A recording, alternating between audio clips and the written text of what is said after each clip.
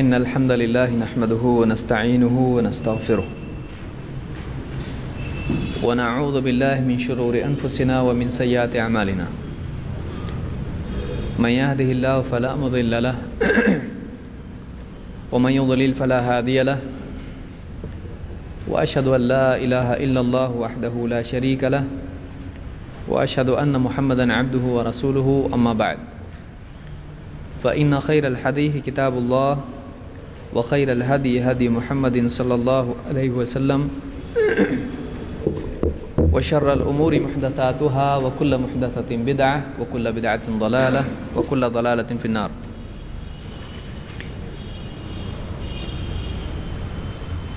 مشکل سے 2 یا 3 درس ہمارے اس سلسلے میں رہ گئے ہیں اور اس کے بعد آپ کے امتحان ہیں۔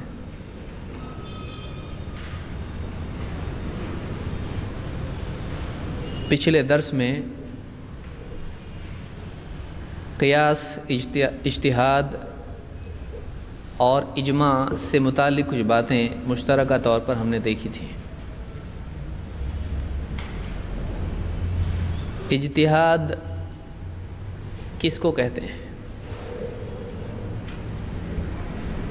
اجتہاد کے لغوی معنی کیا ہیں؟ لغوی، بعض لوگ اس کو لغوی پڑھتے ہیں۔ لغو کے معنی ہے بے فائدہ، لیکن یہ جو لفظ بنا ہے یہ لغت سے ہے۔ لغت کا مطلب ڈکشنری یا ڈکشنری۔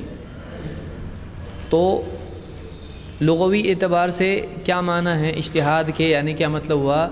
ڈکشنری میں اجتہاد کا کیا مطلب ہے؟ کیا مطلب ہے؟ ڈکشنری معلوم ہے؟ ڈکشنری کس کو کہتے ہیں؟ لغت کس کو کہتے ہیں؟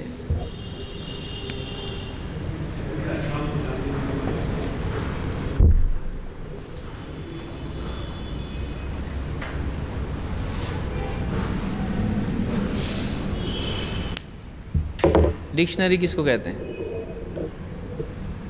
ڈکشنری کو۔ اور لغت، لغت کو۔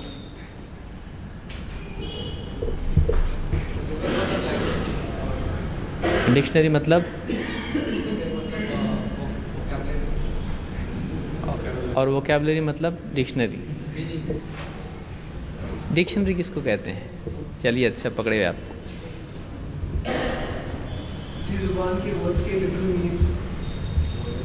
ہاں، کسی زبان کے ورڈز کے لٹرل میننگز۔ ڈکشنری دیکھی کسی نے؟ دیکھی ہے آپ لوگوں نے؟ دیکھی بھی ہوگی تو شاید معلوم نہیں ہو رہا ہوگا یہ کیا پوچھ رہے ہیں۔ ڈکشنری کسی بھی زبان میں الفاظ استعمال ہوتے ہیں، چاہے وہ اردو ہو، ہندی، انگلش یا جو بھی لینگویج عربی زبان ہے، اس میں الفاظ ہوتے ہیں جیسے کتاب ہے، گھر ہے، ٹیبل ہے، یا جو بھی اس طرح کی ہر زبان کے الفاظ اس میں ہیں۔ ٹیبل انگلش کا ورڈ ہے، میز جس کو آپ کہیں گے۔ تو کس چیز کو کیا کہتے ہیں وہ سمجھایا ہوا اس میں ہوتا ہے۔ کتاب کا مطلب کیا، مسجد کا مطلب کیا، گھر کا مطلب کیا۔ تو ڈکشنری اس کتاب کو کہتے ہیں جس میں ہر لفظ کا کیا مطلب ہوتا ہے وہ سمجھایا جاتا ہے۔ اور خاص بات یہ ہوتی ہے کہ ڈکشنری حروف کی ترتیب پر ہوتی ہے۔ الف سے شروع ہونے والے حرف الفاظ، پھر با سے، پھر تا سے، جو الف با تا کی ترتیب ہوتی ہے، جیسے انگلش میں ABCD کی ترتیب ہوتی ہے، اس ترتیب پر الفاظ اس میں جمع کیے جاتے ہیں۔ الف والے پہلے، پھر الف الف، الف با، الف تا، ایسے الفاظ شروع ہوتے ہیں۔ جیسے آ پہلے ہوگا اور اب بعد میں ہوگا، کیونکہ اب الف کے بعد کیا ہو رہا ہے؟ با آ رہا ہے۔ تو اس طرح سے ان الفاظ ہوتے ہیں۔ تو قواعد کچھ ہوتے ہیں جن کو فالو کیا جاتا ہے۔ تو لغت کا مطلب ہوتا ہے کوئی زبان۔ لسان کا مطلب بھی وہی ہوتا ہے، زبان۔ لغت ڈکشنری کو بھی کہتے ہیں، بعض اوقات معجم اس کو کہا جاتا ہے، معجم یعنی ڈکشنری۔ تو لغت میں اجتہاد کا کیا مطلب ہے؟ جد جہد کرنا، یعنی قوت صرف کرنا۔ کس چیز میں؟ بس پکڑنے میں، شرع احکام معلوم کرنے کے لیے۔ تو کیا ایک آدمی بہت دور سے سفر کر کے ایک عالم کے پاس آئے شرعی احکام معلوم کرنے کے لیے، تو کیا یہ کہا جا سکتا ہے کہ اس نے اجتہاد کیا اور وہ مجتہد ہے؟ اجتہاد کرنا مطلب سخت کوشش کرنا۔ ایک آدمی بہت دور سے چل کے آیا ایک عالم کے پاس، بہت تکلیف اٹھایا اس نے، کافی دیر تک بیٹھا رہا امام صاحب کی نماز ہونے تک، کھانا وانا کھانے تک، سب صبر کر کے بہت تکلیف اٹھا کے پھر اس نے دین کی بات معلوم کی۔ تو کیا اس کو لغت کے اعتبار سے اجتہاد کہیں گے یا نہیں؟ کیونکہ لغت میں اجتہاد کے کیا معنی ہے؟ سخت کوشش کرنا کسی بھی چیز کے حاصل کرنے کے لیے۔ لیکن اصطلاح میں کیا اس کو اجتہاد کہا جائے گا؟ فقہ کی اصطلاح میں نہیں۔ کیوں نہیں؟ تو فقہ میں کیا معنی ہے اجتہاد کے؟ الگ معنی ہے۔ کیا معنی ہے؟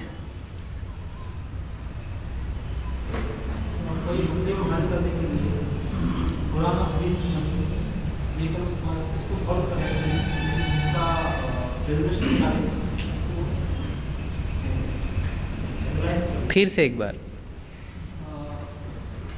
سیم جواب چاہیے۔ ہاں،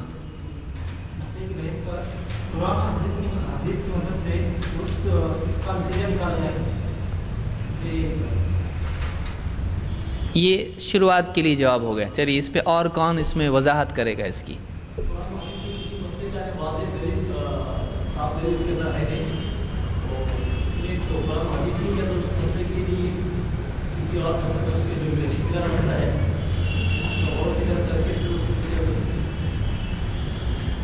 اس کو دوسرے الفاظ میں کون بیان کرے گا؟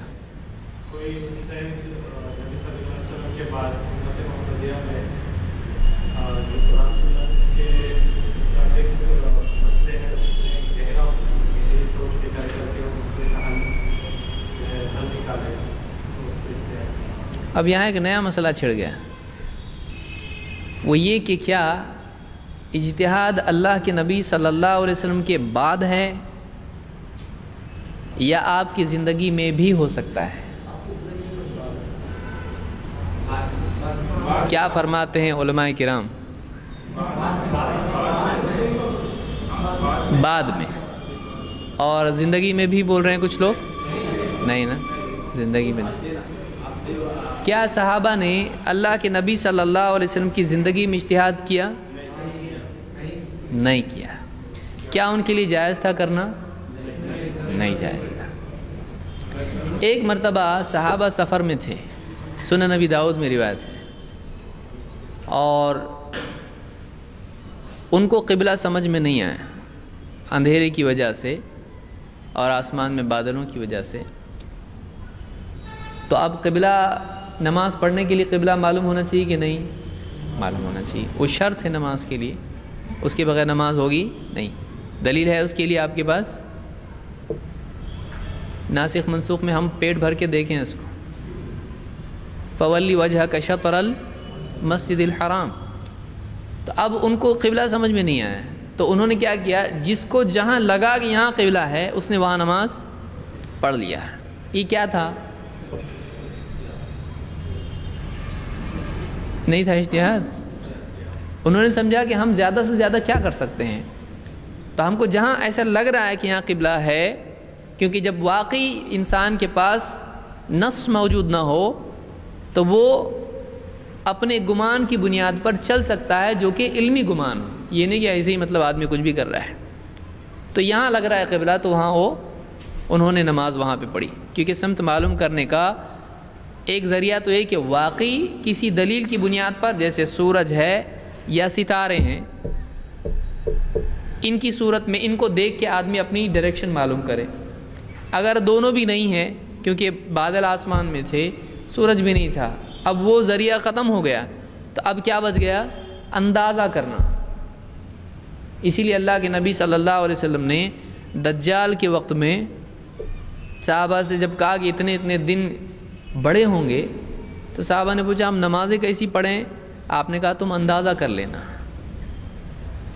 تو جہاں واقعی اس طرح کا معاملہ نہیں ہوتا ہے وہاں شرعی گنجائش کیا ہے؟ اندازہ آدمی کر لے. کوئی آدمی ہے اس کو یعنی روزے کے اعتبار سے کوئی ذریعہ نہیں ہے اس کے پاس معلوم کرنے کا کہ وقت ہوا ہے نہیں، تو کیا کرے گا؟ احتیاط کے ساتھ اندازہ کرے گا. تو انہوں نے اندازے سے نماز پڑھ لی. پھر بعد میں اللہ کے نبی صلی اللہ علیہ وسلم کے پاس معاملہ پیش کیا تو آپ نے دونوں کو بھی کچھ کہا نہیں، یعنی دونوں کی نماز ہو گئی. اسی طرح سے دو صحابی سفر میں نکلے، پانی نہیں تھا، نماز پڑھنی تھی. اب دونوں نے تیمم کیا، نماز پڑھی، اس کے بعد پانی مل گیا. ایک نے پچھلی نماز کو باقی رکھا، پھر سے نماز نہیں پڑھی، دوسرے نے وضو کر کے پھر سے نماز پڑھی. اب یہ کیس اللہ کے نبی صلی اللہ علیہ وسلم کے پاس آیا. آپ نے کہا کہ تیرے لیے 2 مرتبہ اجر ہے اور تو نے سنت کے مطابق کیا. جس نے ایک ہی مرتبہ پڑھی تھی آپ نے کہا تو نے سنت کو پا لیا، اور جس نے 2 مرتبہ پڑھی تھی یعنی تیمم کے بعد پھر سے وضو کیا تھا آپ نے کیا کہا؟ تیرے لیے 2 مرتبہ اجر ہے. تو یہ کیوں ہوا؟ ان کو یہ مسئلہ اتنا تو معلوم تھا کہ بغیر وضو کی نماز نہیں، اور اگر پانی نہیں تو تیمم ہے. لیکن تیمم کے بعد پھر پانی مل جائے وقت کے اندر تو اب نماز باقی ہے یا نہیں؟ تو ایک نے یہ کہا کہ نماز پڑھ لی تو ہو گئی، یہی حکم تھا، یہی کیا میں نے. دوسرے نے دیکھا پانی مل گیا، وقت باقی ہے تو پڑھنا چاہیے، میرا تیمم ٹوٹ گیا اور وقت نماز کا بھی ہے، پھر سے پڑھی. تو آپ نے دونوں کو بھی برا کہا نہیں. تو یہ کیا ہوا؟ دونوں نے کیا کیا؟ تو کیا نبی صلی اللہ علیہ وسلم کی زندگی میں بھی صحابہ اجتہاد کرتے تھے؟ کرتے تھے، کیونکہ سفروں میں جاتے تھے. جب اللہ کے نبی صلی اللہ علیہ وسلم ان کے لیے فتویٰ دینے کے لیے موجود نہیں ہوتے تھے تو جتنا علم ان کے پاس ہے اس میں غور کر کے ان کو نئے مسئلے کے لیے حل تلاش کرنا پڑتا تھا اسی علم میں جو ان کے پاس تھا. اس کو کیا کہتے ہیں کہ کسی مسئلے کے پیش آنے پر ایک انسان، ایک عالم قرآن و سنت کے جو بھی دلائل اس کے پاس موجود ہیں اس میں غور کر کے اس کا مسئلہ طلب کرے، اس کا حل طلب کرے. یہ جو کوشش وہ کرتا ہے اس کوشش کا نام کیا ہے؟ اجتہاد. سمجھ میں آیا کہ کسی بھی پیش آنے والے مسئلے میں، دینی مسئلے میں، ایک جانکار انسان قرآن و سنت کے جو دلائل اس کے پاس ہیں ان میں غور کر کے اس پیش آنے والے مسئلے کا شرعی حل تلاش کرے، چاہے اپنے لیے یا دوسرے کے لیے. سوال یہ ہے کہ اجتہاد کس کے لیے ہوتا ہے؟ اپنے لیے یا دوسرے کے لیے؟ کسی کے لیے بھی ہو سکتا ہے، اپنے لیے بھی ہو سکتا ہے اور دوسرے کے لیے بھی ہو سکتا ہے. تو اس کو کیا کہتے ہیں؟ اجتہاد. اجتہاد بعض حالات میں فرض ہو جاتا ہے کہ امت کو حل چاہیے اور ایک واقعی صلاحیت مند عالم ہے اور اس مسئلے کا حل ان کو معلوم کرنا ہے. انشورنس جائز ہے یا نہیں؟ اس زمانے میں انشورنس تھا، بینک کا انٹرسٹ نہیں، سمپل کمپاؤنڈ، اس طرح کی تفریق یا بہت ساری اور چیزیں ہیں. تو اس زمانے میں نہیں تھا. اب اس مسئلے میں کسی عالم سے کوئی آدمی پوچھتا ہے اور اگر اس میں گمراہی کا اندیشہ ہے، نقصان کا ڈر ہے، تو کیا ہو جائے گا؟ اجتہاد فرض ہو جائے گا، اس کو کرنا پڑے گا اجتہاد اگر واقعی اس میں استعداد ہے. لا یکلف اللہ نفسا الا وسعها. کیا ہر آدمی اجتہاد کر سکتا ہے؟ کر سکتا ہے اگر اس کے پاس اتنا علم اور صلاحیت ہو، اور اگر علم اور صلاحیت نہیں ہے تو اجتہاد کر سکتا ہے؟ نہیں. ہر آدمی تیر کے سمندر میں سے کچھ بھی لا سکتا ہے کہ نہیں؟ اگر اس کو تیرنا آتا ہو اور اتنا گہرا جا سکتا ہے. تو اجتہاد کا دروازہ کیا اللہ تعالیٰ نے بند کیا ہے؟ جب بند کیا تو کون سی تاریخ کو بند کیا ہم کو بتاؤ. اجتہاد کے بارے میں بعض لوگوں کا کہنا ہے کہ اللہ تعالیٰ نے اجتہاد کا دروازہ بند کر دیا ہے یا بند ہو گیا ہو، اب مجتہد پیدا ہوں گے نہیں. کیا یہ بات صحیح ہے؟ کیوں غلط ہے؟ آپ کیوں غلط بول رہے ہیں اس کو؟ آپ کو کھلا رکھنا ہے اس کو.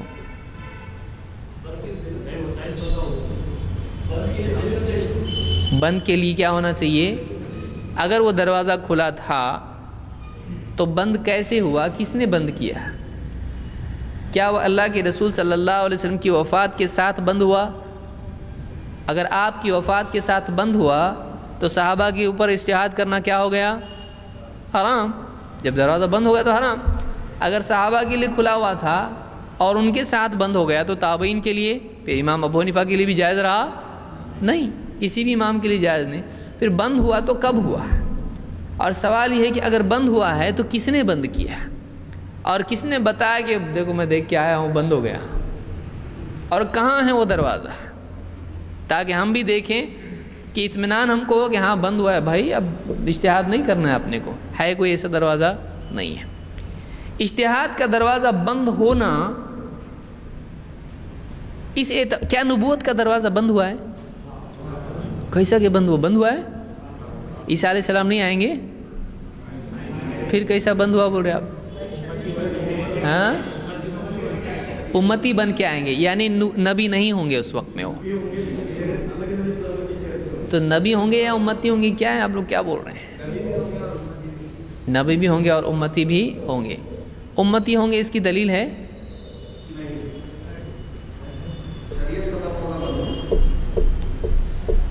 وہ امتی ہوں گے اس کی کیا دلیل ہے؟ ان کی حیثیت اس وقت کیا ہوگی؟ نبی کی ہوگی یا نہیں؟ وہ لوگوں کے رہبر بن کے آئیں گے یا پیچھے چلنے والے بن کے آئیں گے؟ کیا وہ تقلید نہیں کریں گے؟ ابھی 4 مسلک، تو اجتہاد کا دروازہ تو بند ہو گیا ہے. اگر بند ہو گیا ہے تو پھر اجتہاد کا دروازہ اگر بند ہو گیا ہے تو کتنے مسلک ہیں؟ اہل حدیث کو چھوڑ دو، بیچارے کیا پریشان کر رہے ہوں. کتنے ہیں؟ 4. ان میں سے کون سے مسلک پہ وہ ہوں گے؟ ظاہر بات ہے جب اجتہاد کا دروازہ بند ہو گیا ہے تو کیا ان کے لیے بھی بند ہو گیا ہے یا وہ نئی شریعت لے کر آئیں گے؟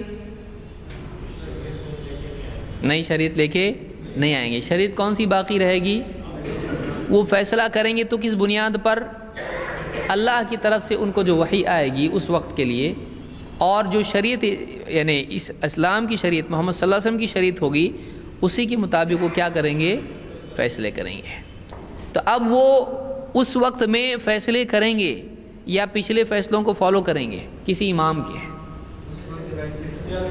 اس وقت میں جو بھی ان کو اللہ کی طرف سے حکم ہوگا، کیونکہ روایت میں کہ اللہ کی طرف سے ان کو حکم ہوگا یوں کرو، اللہ کی طرف سے حکم ہوگا یوں کرو، وہ لے کے چلے جائیں گے. اب اللہ کی طرف سے حکم ہوگا ان کو کہ اب میرے بندوں کو لے جاؤ پہاڑ کے اوپر، اب یاجوج ماجوج آنے والے، تو ڈائریکٹلی وہی اللہ کی طرف سے ان کو ہوگی کہ نہیں ہوگی؟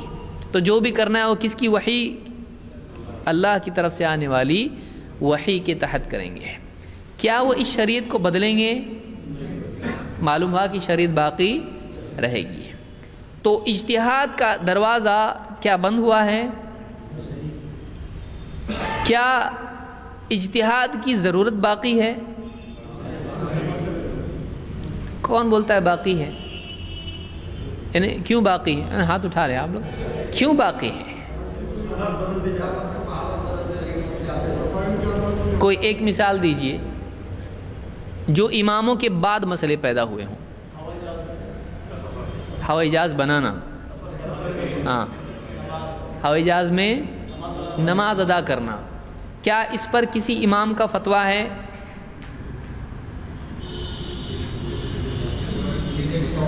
کسی امام کا فتویٰ ہے اس پر کہ ہوائی جہاز میں نماز پڑھنے میں کہاں رک کرنا چاہیے؟ کیا کسی امام کا فتویٰ آپ دکھا سکتے ہیں؟ نہیں. کیوں؟ ہوائی جہاز تبھی تھا نہیں. تو یہ نیا مسئلہ ہے یا پرانا ہے؟ نیا مسئلہ ہے کہ ایک آدمی ہے، اس کا پلین مغرب کی نماز، سورج ڈوب گیا، اب پلین نماز فرض ہوئی کہ نہیں مغرب کی؟ پلین اوپر گیا، دیکھا تو پھر سورج دکھائی دے رہا اس کو، تو کیا اب وہ مغرب کی نماز پڑھ سکتا ہے؟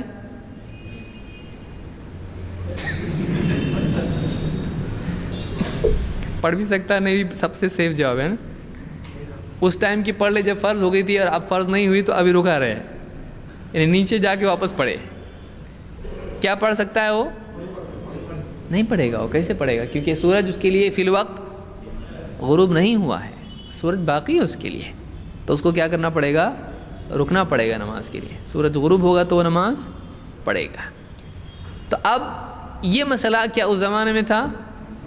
نہیں تھا. یہ اس دور میں پیش آیا ہے. کیا اس کے لیے اجتہاد کرنا پڑے گا یا نہیں؟ کرنا پڑے گا. دلائل میں غور کر کے اس کا جواب ہو سکتا ہے کوئی جواب یہ دے کہ دیکھو اس پر تو فرض ہو چکی تھی جب نیچے ڈوب گیا, تو اب وہ آدمی کیا کرے گا؟ پڑھ لے گا. ہو سکتا ہے کوئی جواب دے. اور کوئی جواب یہ دے گا کہ دیکھو سورج ابھی سامنے ہے, سورج ڈوبنے سے پہلے نماز پڑھ سکتے ہیں, چونکہ اب تک وہ پڑھا ہے نماز نہیں. سورج ڈوبنے پہ پڑھے گا یا سورج نہیں ڈوبنے پہ پڑھے گا؟ ڈوبا پڑھے گا, خلاص. ایسا بھی جواب کوئی دے سکتا ہے.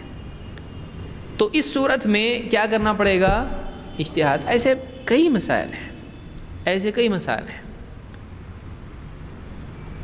تو ان مسائل کے لیے اجتہاد کی ضرورت ہے یا نہیں؟ نماز جیسے مسائل میں, طہارت کے مسائل میں, اور بھی کسی طرح کئی مسائل ہو سکتے ہیں. جیسے مثال کے طور پر کوئی آدمی, اس کو پیشاب کی شکایت ہے, بار بار اس کے قطرے نکلتے ہیں. کیا اللہ کے نبی صلی اللہ علیہ وسلم کی صراحت کے ساتھ کس مسئلے پر حدیث ہے؟ ہمارے علم میں نہیں ہے.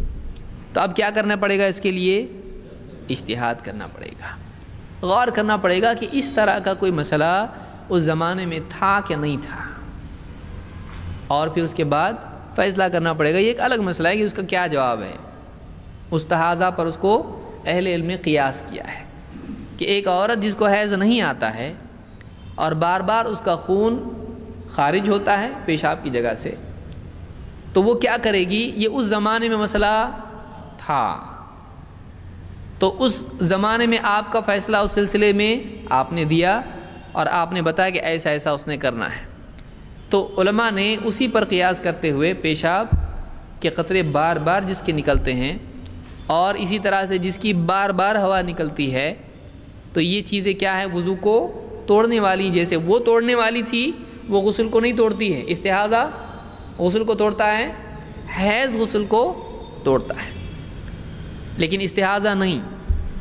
تو اس کے لیے علماء نے جو فتویٰ اللہ کے نبی صلی اللہ علیہ وسلم کا تھا, اسی پر قیاس کرتے ہوئے یہ جواب دیا ہے. ہوائی جہاز کے لیے لوگوں نے کہا دیکھو ہوائی جہاز کا کیسا کریں گے؟ لاؤ دلیل قرآن و سنت سے. کیسا آپ بتائیں گے اس کو؟ پانی پہ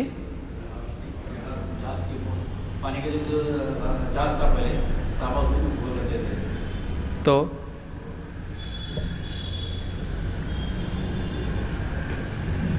کرو, اچھی بات ہے, لیکن دلیل کہاں ہو ہوائی جہاز کے لیے؟ پانی تھوڑی ہو.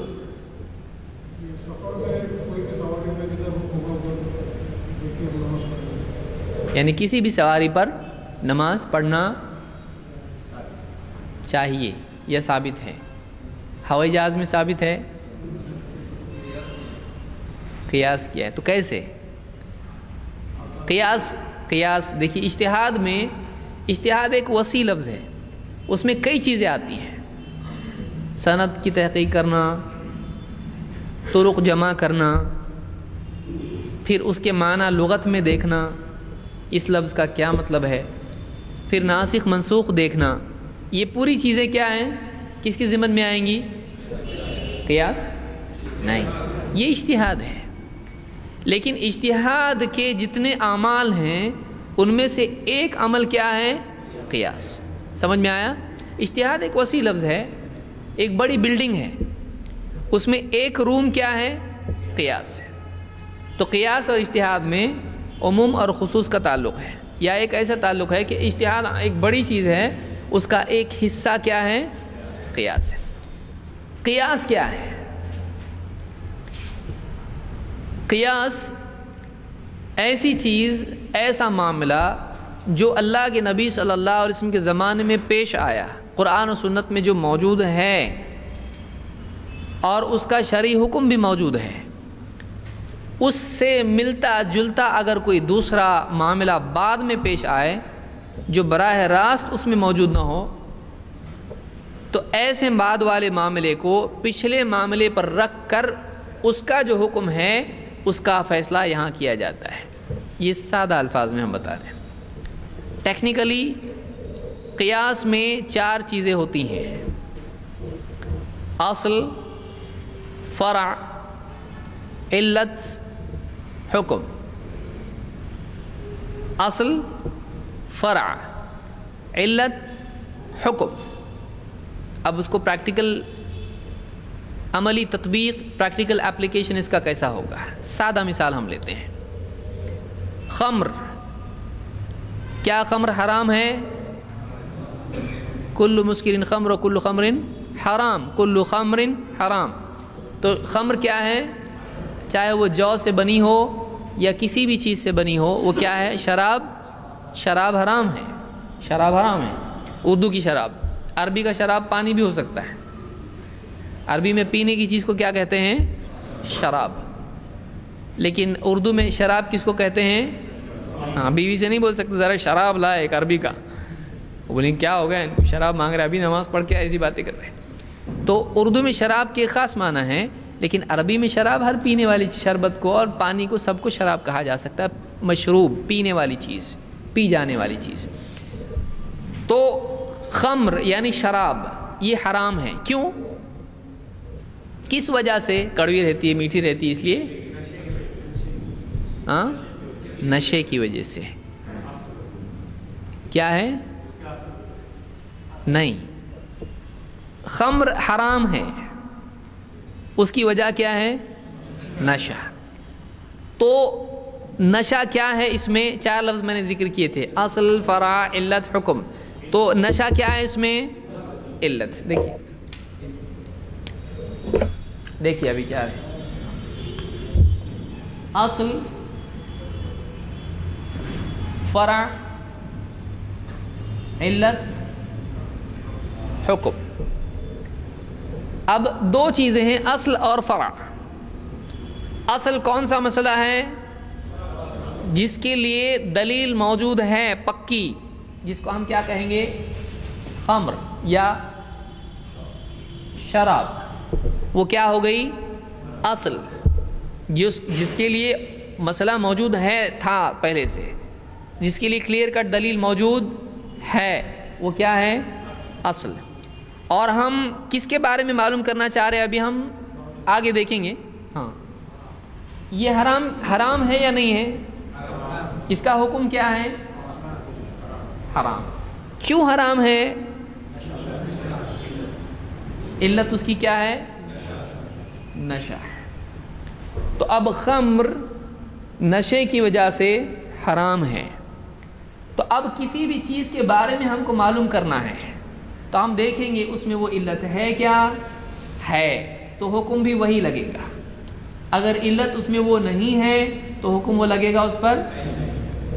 کسی اور وجہ سے وہ حرام ہو سکتی ہے، کسی اور وجہ سے. جیسے مثلا زہر کھانا یا زہر دوائی پوائزن پینا جائز ہے؟ نہیں.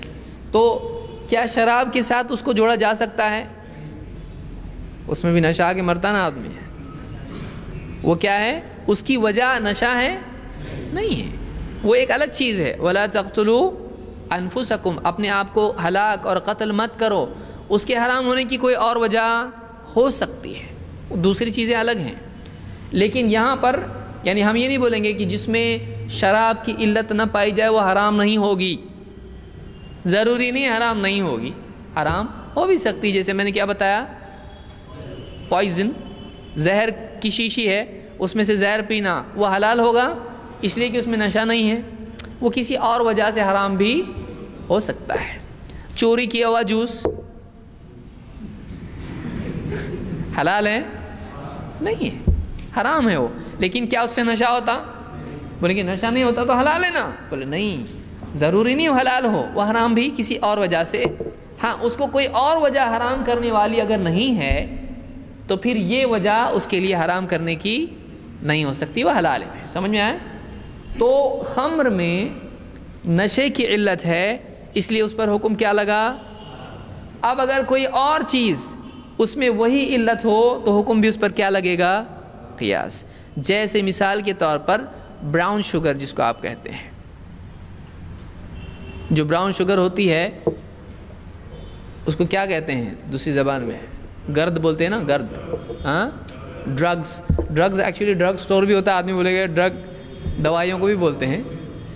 تو ایسی چیزیں جن سے نشہ ہوتا ہے. مثال کے طور پر کوئی آدمی آج یعنی دوسری کوئی چیز بنا لے ایسی جو خمر نہ ہو، کیمیکلز جمع کر کے کچھ تو بنایا اس نے، دم مارو دم شروع ہوا، جھم برابر جھم شرابی شروع ہو گیا.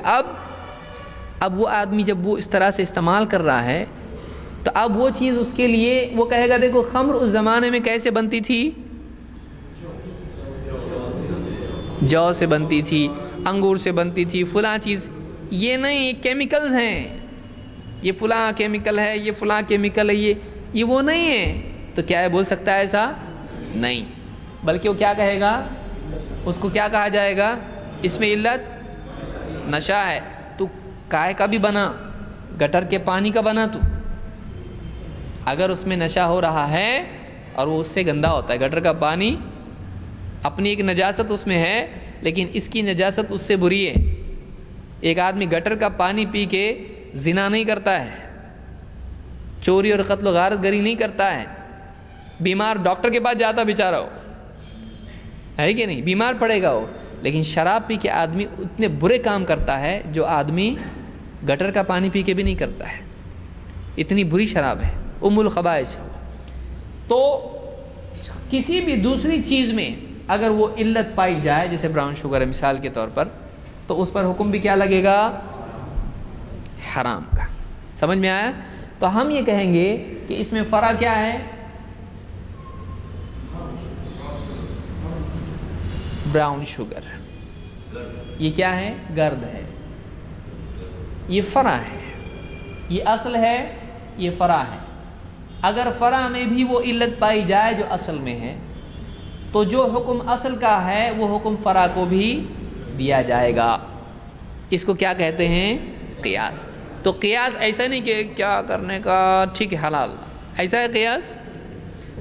آپ یہ سمجھیں گے قیاس کا مطلب ایسا کچھ بھی سوچنے کا، آنکھ بند ہو گئی تو جواب آ گیا، ایسا ہے نہیں ہے. قیاس ایک اصول ہے.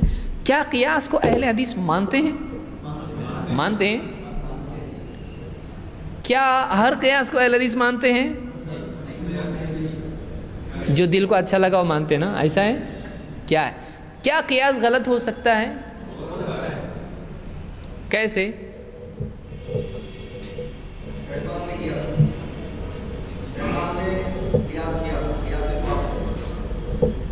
کیسے؟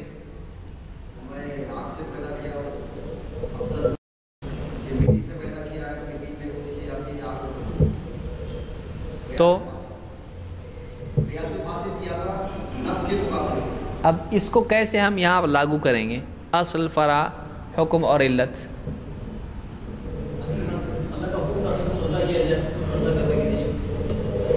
ہاں نہیں، لیکن اس کا قیاس کیا تھا اور کیوں غلط تھا؟ آپ قیاس جب بول رہے ہو، قیاس کی ٹرمینالوجی آ رہی نہیں اس کے اندر. ٹھیک ہے، لیکن یہ کہاں ہے، اس جواب میں ادھر آ رہا ہی نہیں نا. ہاں یعنی علت کبر ہے. کیسے؟ اصل کیا ہے اس میں؟ شیطان نے قیاس کیا. کیا قیاس کیا؟ یہ مثال اگر مشکل ہے تو چھوڑ دو اس کو، کیونکہ جواب تو ذرا ڈینجر ہو گیا، یہ تو بہت دور کا قیاس ہو گیا ہے. انا خیر منہ کیا ہے، اصل ہے. بہت سوچا اس نے. وہ ہم کو یہاں یہ دیکھنا ہے یا اس فریم ورک میں وہ کیسا بیٹھتا ہے، آپ اس پر کیسا حکم لگاؤ گے کہ قیاس صحیح ہے غلط ہے. یہ مثال نہیں سمجھ رہی، چھوڑ دو آپ اس کو، دوسری مثال لو. مثال آبل مجھے مار ہو گئے نا. دوسری مثال لو، آپ آسان سے شروع کرو. ٹھیک ہے، ہم اس پہ بھی آئیں گے بعد میں.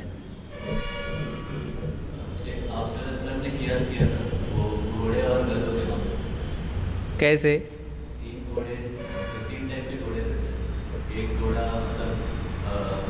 نفع دینے والا ہے جو اللہ کے راہ میں ہے، دوسرا گھوڑا ایک نفع جو نقصان دیتا ہے، اور تیسرا گھوڑا جو نفع بھی دے دیتا ہے اور نقصان بھی دے دیتا ہے. तो उसके काम के लिए जो वो यूज़ करता है। तो वो साहबी ने पूछा तो घोड़े के लिए क्या है, तो उन्होंने कियास किया और बोला कि घोड़े के लिए मुझे हुक्म नहीं आया कि घोड़े पे जो है वही गज़ब है। आसान मिसाल है ये, सही है, लेकिन समझेगी नहीं सबको। हाँ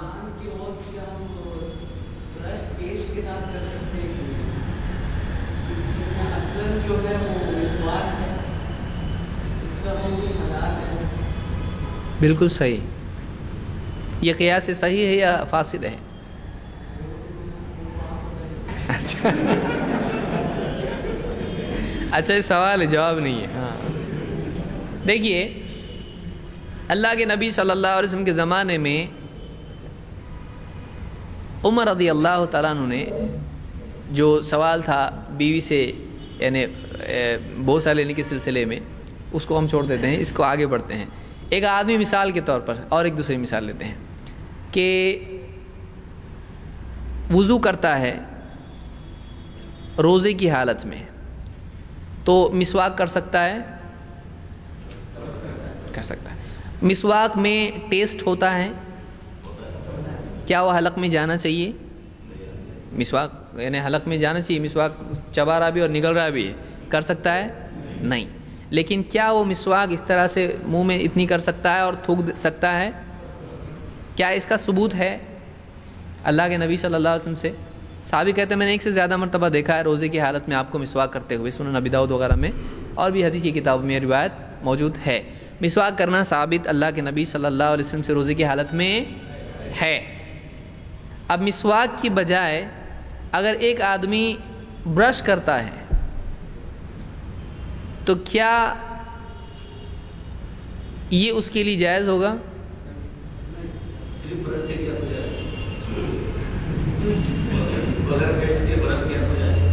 और पेस्ट के साथ किया तो? ब्रश उस वक्त में था ही नहीं, इसको लाना ही नहीं था।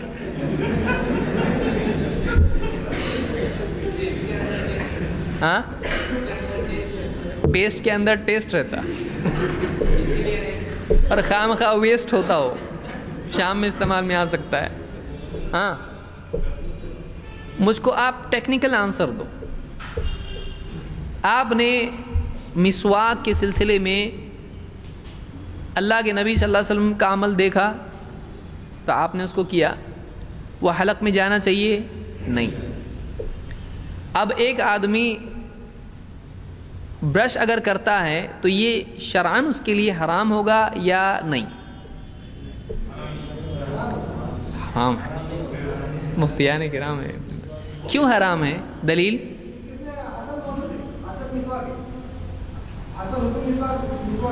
यानी जब असल हो तो फ़रा के बारे में बात ही नहीं करने का।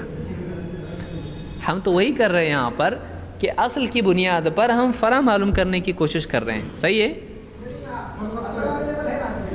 अच्छा, हाँ, असल और फ़रा आप लोगों को समझ में आ रहा है कि नहीं आ रहा है? हम ये कह रहे हैं कि एक ऐसी चीज़ जो पहले से थी, बाद में एक और चीज़ आई। जैसे एक आदमी कहे, अब ये देखो, ये उसूल अगर अपनाया जाए, हम कहेंगे अल्लाह के नबी सल्लल्लाहु अलैहि वसल्लम के ज़माने में सवारी कैसा की लोग, असल क्या है? असल है ना अभी प्लेन में जाने का नहीं, नाव है ना प्लेन में जाने का नहीं, तो क्या ऐसा कर सकते हैं? नहीं कर सकते हैं। तो हम यही देख रहे हैं कि बाद में जब फ़रा अगर कोई आए, ऐसी कोई बाद में कोई चीज़ ऐसी हो, उसको हम ढूंढ रहे कहीं बैठता है कि ये बैठेगा तो ठीक, नहीं तो नहीं। जैसे कश्ती मिसाल के तौर पर, समंदर के नीचे क्या होता है? समंदर के नीचे पानी होता है, तो समंदर में क्या होता है?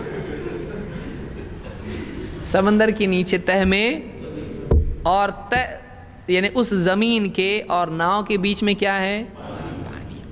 तो ज़मीन पर नमाज पढ़ना है, नमाज किधर पढ़ना है?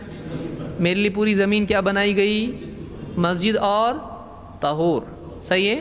तो पूरी ज़मीन क्या है? मस्जिद है, वहाँ नमाज पढ़ी जाएगी।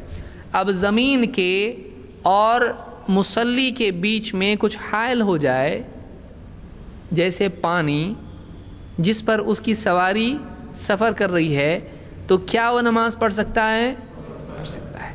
अगर पानी की जगह हवा आ जाए तो जब पानी हायल हो गया बीच में तो पढ़ सकता है। तो कुरान में अल्लाह ने जैसे फरमाया वलहुम मिन मिस्लिही मा यरकबून,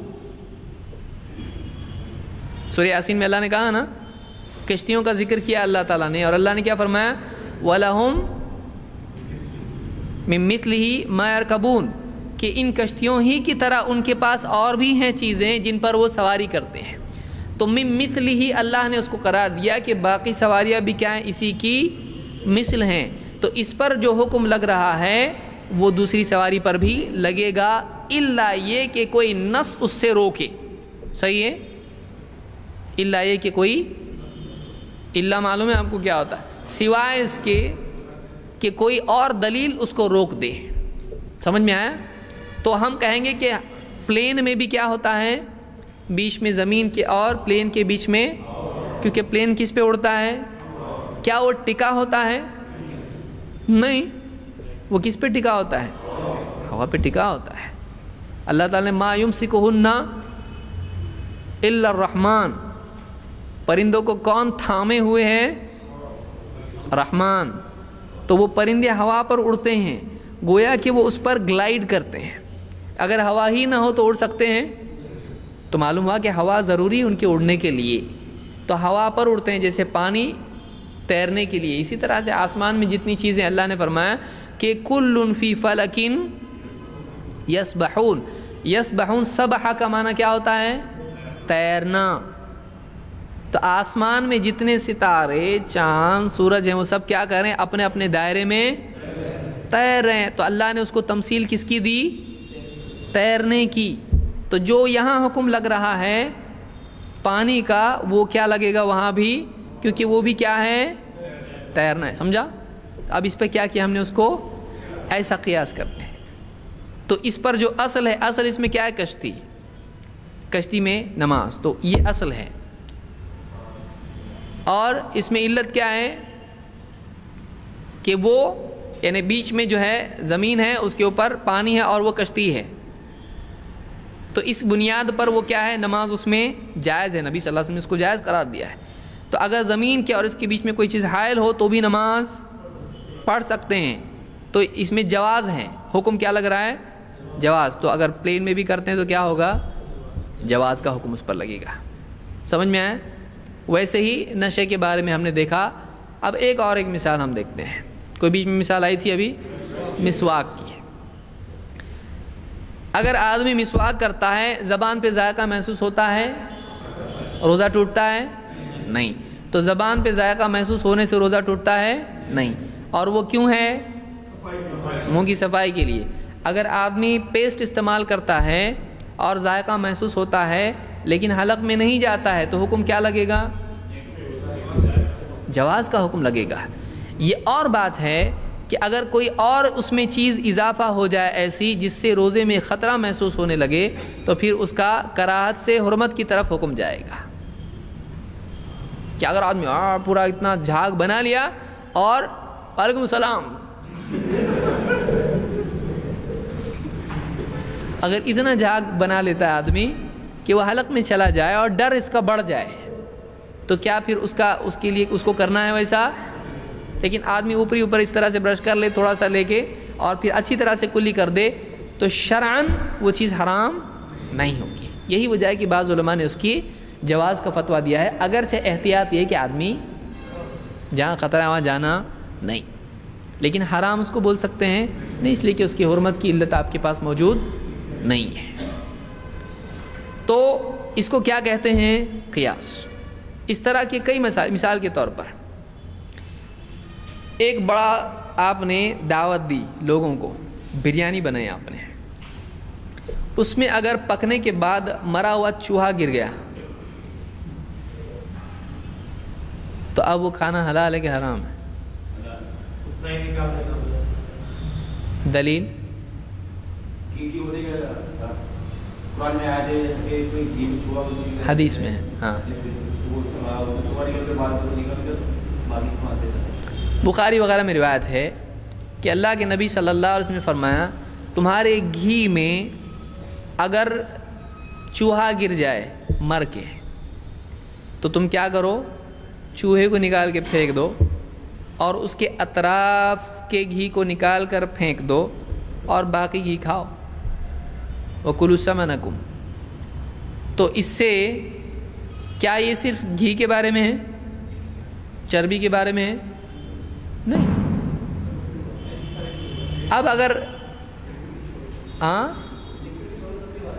اب اگر دیگ میں گر جائے کھانے کے, یعنی بریانی وغیرہ ہے مثلا, تو کیا یہاں پر یہی اپلائی کیا جا سکتا ہے؟ اور اگر تیل میں گر جائے تو کیوں نہیں؟ تو کیا ہو, لکوڈ ہوا تو؟ حدیث میں ہے لکوڈ نہیں,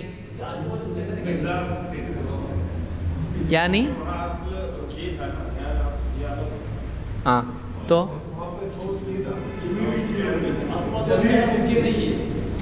کیا تیل کے اطراف آزو بازو رہتا ہے؟ وہ تو گھومتے رہتا پورا, وہ اپنی جگہ برقرار. وہ بازو کا پھینکا کیوں گیا تھا؟ اس کا اثر تو تیل میں کہاں پہنچتا ہے اثر؟ تو جو نکال کے پھینکنے کا جو حکم تھا وہ جائز تھا, یعنی وہ کھانا جائز ہے کیونکہ مال کو ضائع کرنا جائز ہے, تو اس کو کیا کہا گیا؟ پھینک دو. وہ کھانا جائز ہوتا تو پھینکنے کا حکم آتا نہیں, تو اس کھانے پہ کیا حکم لگا؟ حرمت کا. وہ کھانا جائز, باقی کھانے پہ جائز ہے. اب تیل میں ایسا ہو سکتا ہے, پانی میں ایسا ہو سکتا ہے کہ اتنا پانی نکال دو اس کے بازو کا اور باقی پانی پیو, بہت ٹیسٹی ہے. کر سکتے ہیں ایسا؟ نہیں. کیوں؟ اس لیے کہ اس کے آس پاس کچھ باقی متعین ہے نہیں ہے, اس کا اثر پورے پانی میں چلا گیا, تو اس کو نکال کے پھینکنے میں کوئی مطلب نہیں ہے. لیکن اب اس میں دو چیزیں الگ ہیں. وہ کتنے پانی کے بارے میں حکم لگے گا؟ تھوڑے پانی کے بارے میں.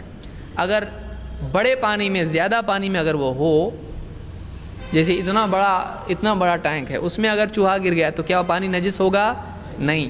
اس لیے کہ اس کے لیے مستقل دوسری دلیل ہے, اذا کان الماء قلتین فانہ لا ینجس.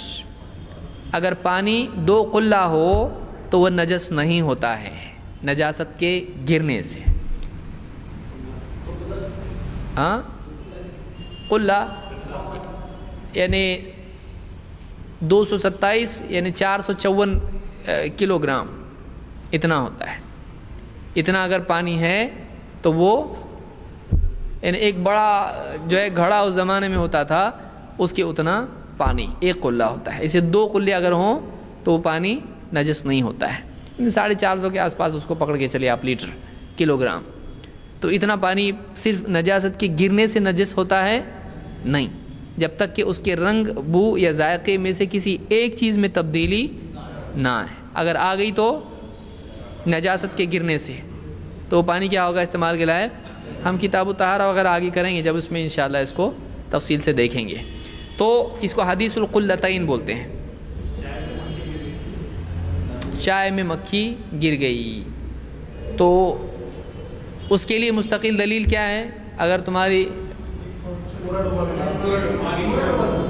پورا ڈبا دو نکال کے, اور چاہو تو پی سکتا ہے آدمی, زبردستی پینا سے اس کو نہیں لگتا ہے تو نہیں پی سکتا ہے, ضروری نہیں ہے. ہاں, مکھی کے لیے ہے, وہ سب کے لیے نہیں ہے, مکھی کے لیے حدیث میں ذکر آیا اس کا. تو قیاس سمجھ میں آیا آپ کے کہ آپ اگر ایک مسئلہ جو بعد کے دور میں آتا ہے, اگر اس میں وہی علت ہے جو پچھلے مسئلے میں تھی, اس پر یہی حکم لگایا جائے گا. اور اس کی کئی مثالیں علماء نے دی ہیں قیاس کے سلسلے میں. جیسے اللہ کے نبی صلی اللہ علیہ وسلم نے گناہوں کے معاف ہونے کے سلسلے میں آپ نے بتایا کہ تمہارا کیا خیال ہے اس آدمی کے بارے میں کہ جو روزانہ دن میں 5 مرتبہ غسل کرتا ہے, اس کے گھر کے باہر, یا اس طرح سے مختلف روایت آئی ہیں کہ وہ نہر ہے, پاک نہرن جارن غمرن، گہرے پانی کی نہر ہے جس کا پانی جاری ہے، اگر روزانہ دن میں 5 مرتبہ وہ اس میں غسل کرتا ہے، کیا وہ پانی اس کے بدن پر کوئی گندگی میل چھوڑے گا؟ صحابہ نے کہا بالکل نہیں۔ تو آپ نے کہا کذالک مثل الصلوات الخمس، ایسی ہی مثال ہے 5 نمازوں کی، یمحو اللہ بہن الخطایا، اللہ تعالیٰ ان کے ذریعے سے گناہوں کو مٹا دیتا ہے۔ تو یہ کیا آپ نے کہ جیسے یہاں ہے ویسے وہاں ہے۔ سمجھ میں آ رہا ہے کہ ایک مسئلے سے آپ نے دوسرا سمجھایا کہ جیسے گہرے پانی میں 5 مرتبہ غسل کرنے سے میل نکل جاتا ہے، ویسے ہی 5 مرتبہ نماز پڑھنے سے گناہ نکل جاتے ہیں۔ تو اس طرح سے اور کئی مثالیں آپ صلی اللہ علیہ وسلم نے دی ہیں۔ یا جیسے آپ دیکھیں گے حدیث میں ہے کہ جو آدمی حج کرے اور اس میں گناہ کی اور بے حیائی کی حرکتیں نہ کرے تو وہ ایسا لوٹتا ہے جیسے، تو جیسا وہ ہے ویسا وہ ہے۔ یہ کیا ہے؟ اس کو دیکھو ویسا وہ ہے۔ تو یہ بھی کیا ہے؟ قیاس ہے۔ اس کا معاملہ اس سے جوڑنا، جو سامنے ہے اس سے کوئی اور چیز کو سمجھانا، اس کو کیا کہتے ہیں؟ قیاس۔ پیڑ کی ڈالی کو ہلا کے کہا سردیوں میں جیسے اس کے پتے جھڑ رہے ہیں ویسے ہی نماز سے گناہ جھڑتے ہیں۔ قرآن میں علماء نے کہا کہ آیت جو اللہ نے کہا فَاعْتَبِرُوا يَا أُولِي الْأَبْصَارِ، اے بصیرت والو، اے دیکھنے والو، عبرت لو، عبرت لو۔ ایک خاص قوم کا ذکر کیا اور کہا کہ دیکھو ان کے ساتھ ایسا ہوا، فسق و فجور کی گناہ کی وجہ سے، اللہ کے حکم کی مخالفت کی وجہ سے تم ان سے عبرت لو۔ کیا مطلب؟ یعنی دیکھو انہوں نے ایسا کیا تو ایسا ہوا، تم ان سے عبرت لو، یعنی تم بھی اگر ایسا کرو گے تمہارے ساتھ بھی ایسا ہی ہوگا۔ تو یہ کیا ہوا؟ قیاس ہوا۔ جیسے ان کے عمل پہ حکم لگا، فیصلہ آیا، ویسا تمہارے عمل پہ بھی اللہ کی طرف سے فیصلہ آئے گا۔ تو یہ اصل علماء نے ذکر کی ہے، دلیل ذکر کی ہے قیاس وغیرہ کے سلسلے میں۔ تو یہ سمجھ میں آیا آپ کو؟ تو میں سمجھتا ہوں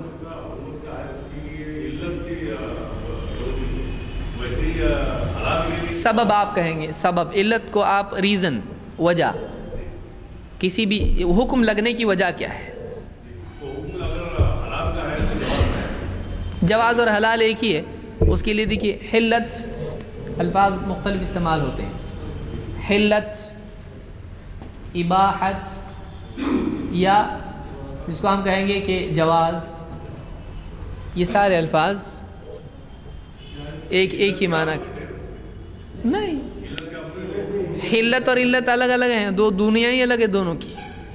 حلت کا مطلب حلال ہونا، حلال سے لفظ بنا ہے حلت، اور علت ہے سبب اور وجہ۔ علت کا مطلب کیا ہوتا ہے؟ سبب اور وجہ، ریزن، اس کا حلال یا حرام ہونا، اس کی علت کیا ہے؟ تو وہ یہ علت ہے اس کی، ٹھیک ہے۔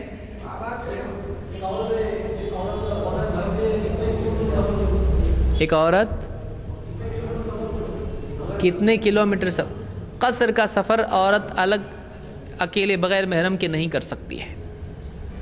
ایک دن رات کا سفر، اس زمانے میں قصر کا سفر اتنا ہی ہوتا تھا، تو قصر کا سفر وہ نہیں کر سکتی ہے جس پر یعنی اس پر قصر فرض ہوتی، یعنی کرنا اس پہ لازم ہو جاتا ہے۔ جتنے سفر میں قصر ہوتی ہے وہ سفر اکیلے نہیں کر سکتی ہے۔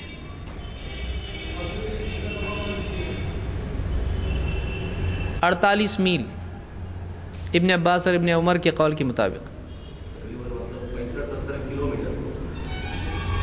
78 یا 82 کے آس پاس کچھ ہوتا ہے، 76 78 کتنا ہوتا ہے دیکھیں، 1.6 مائلز کا، میل کا 1 کلومیٹر ہوتا ہے، ٹھیک ہے۔ یہ مختلف ہی مسئلہ ہے کہ کتنے پہ قصر ہوتی ہے۔ بہرحال اور کچھ اس سلسلے میں ذہن میں ہے؟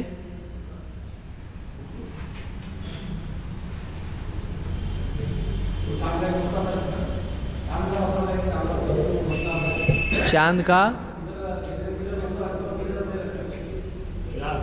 ادھر رکھتے ادھر نہیں رکھتے۔ ہلال کا مسئلہ ابن عباس کی روایت کی وجہ سے بعض علماء عام طور سے محدثین اس طرف گئے ہیں کہ دور کے علاقوں میں ایک جگہ کی رؤیت ہلال کا دیکھنا دور کے علاقوں میں اس کا انطباق نہیں کیا جائے گا، ان کے لیے ان کی رؤیت ہے، ان کے لیے ان کی۔ بعض علماء اس طرف گئے ہیں جن میں امام ابو حنیفہ بھی ہیں، بعض علماء کے قول کے مطابق کہ یعنی اگر دنیا کے ایک حصے میں دیکھا جائے ہلال تو ساری دنیا کے لیے وہ ہلال ہو جاتا ہے۔ یہ اور بات ہے کہ آج حنفی علماء اس کو تسلیم نہیں کرتے ہیں، لیکن بہت سارے یعنی علماء نے کہا ظاہر الروایہ کے اعتبار سے امام ابو حنیفہ، امام محمد اور ابو یوسف کا یہی کہنا ہے کہ ایک حصے میں دکھا تو دوسرے حصے میں اس کو ماننا پڑے گا۔ تعلیم الاسلام میں یہی مسئلہ ہے، اور میں سمجھتا ہوں بیشتی زیور میں بھی ہے۔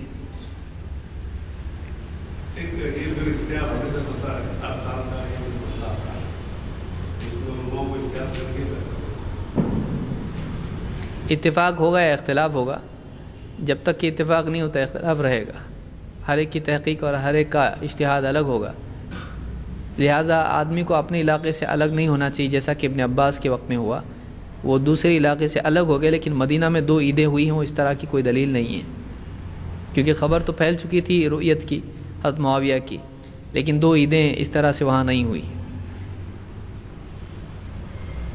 ٹھیک ہے، انشاءاللہ اگلا درس ہمارا ہو سکتا ہے اس سلسلے میں آخری درس ہو۔